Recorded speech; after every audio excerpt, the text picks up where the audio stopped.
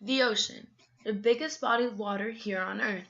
We may think of it as a very beautiful yet unknown and mysterious place. Regardless of what may come to mind when you think of the ocean, one thing that should be considered is how we interact with it. Humans have been using the ocean as a source of food for thousands of years, but have we actually thought of the negative effects of this? So many marine environments have been depleted of all those pretty colorful fishes that we may see in movies or online. But this has more than just a visual effect to us. Overfishing has been documented since the early 1800s, and it only gets worse as technology advances. Fishing in mass amounts wipes out whole species, starting with the apex predator and moving down the food chain. Not only does wiping out the top species cause their prey to overpopulate and take over, but it also causes an imbalance in vital nutrients that all living things require. For example, overfishing will cause an imbalance in the marine ecosystem, which means other parts are affected as well. This affects water quality, the concentration of different fishes, and obviously our CO2 and oxygen in the environment. Take this into consideration. Tiger sharks feed on green sea turtles, which feed on seagrasses. Sharks all over the eastern hemisphere are being slaughtered for their fins due to religious and spiritual significance in some cultures. Along with their decline, soon they could be completely wiped out.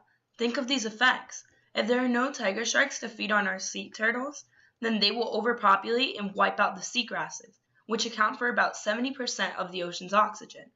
With this imminent decline in the oxygen amounts, life as we know it will drastically change, and possibly eventually cease to exist.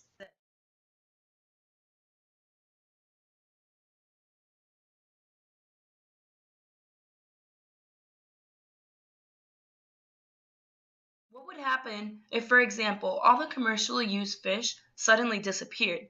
Not only would it affect the ecosystem, but restaurants all over the world would lose business, and us humans would now have a dent in our own food chain. You may think we may prey on other animals and other food sources for our own benefit, but actually taking away the fishes will eventually lead to other declines in our food. So one day we may not have anything to eat at all.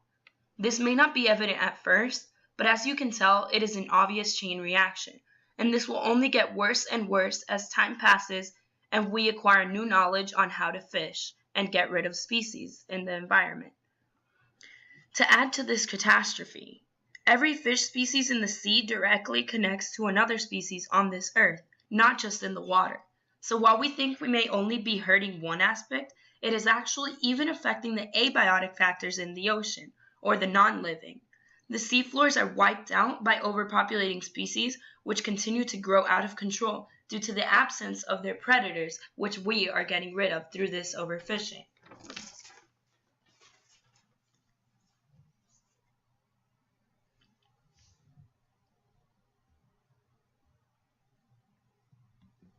Of course, some fishing is necessary for our food and limiting the populations that otherwise would take over the world.